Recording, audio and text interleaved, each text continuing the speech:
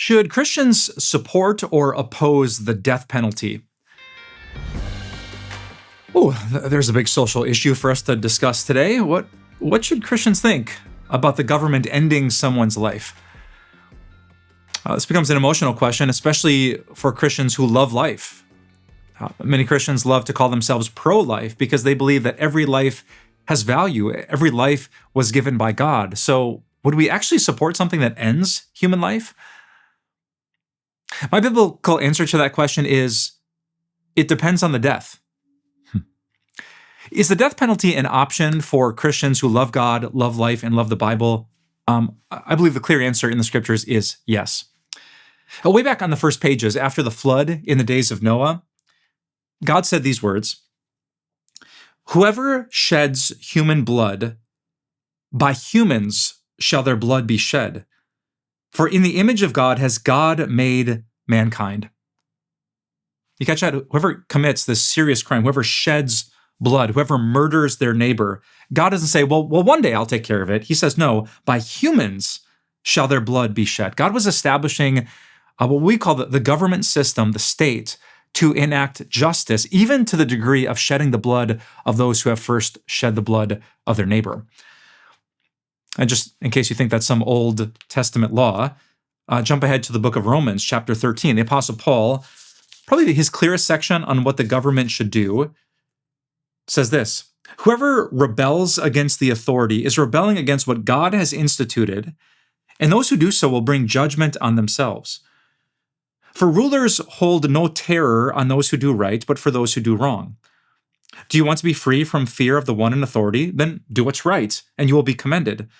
For the one in authority is God's servant for your good. But if you do wrong, be afraid, for rulers do not bear the sword for no reason. They're God's servants, agents of wrath to bring punishment on the wrongdoer." You catch the big idea. The government's job is to protect the innocent. If you're doing the right thing, you should never be afraid of the government. If you are, the government has forgotten its God-given calling. But if you do wrong, you should be very afraid. In fact, you should be terrified, God says. Why? Because rulers do not bear the sword for no reason. Now, think about that.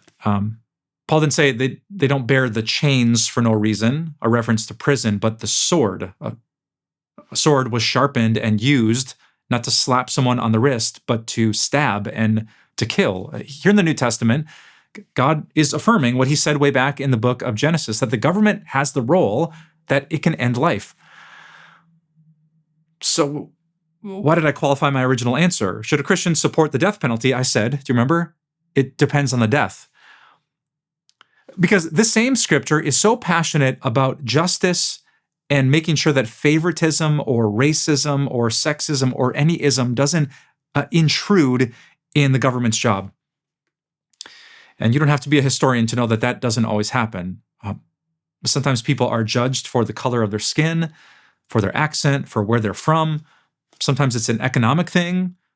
That person A has shed the blood of someone else, but they have the money for a good lawyer, so there's no death penalty. But person B doesn't have the money, so they don't have the lawyer, and the death penalty comes. It's so important when we think about the system of government that we don't allow money or class or sex or race. We want justice to get the final word. So can a Christian support the death penalty? Yes. Genesis 9, Romans 13 are clear proof passages. Do we need to be very careful and cautious? Because at the end of the day, the ultimate goal is justice. The answer is yes. May God give all of our government leaders wisdom and integrity and character to do exactly what God has called them to do, to protect all of the innocent and to punish all of the guilty. Hey, thanks for listening to Taboo Questions with me, Pastor Mike Novotny. You can find even more questions on timeofgrace.org/taboo questions and in my book entitled Taboo, Topics Christians Should Be Talking About But Don't. Just look for the link in the episode notes.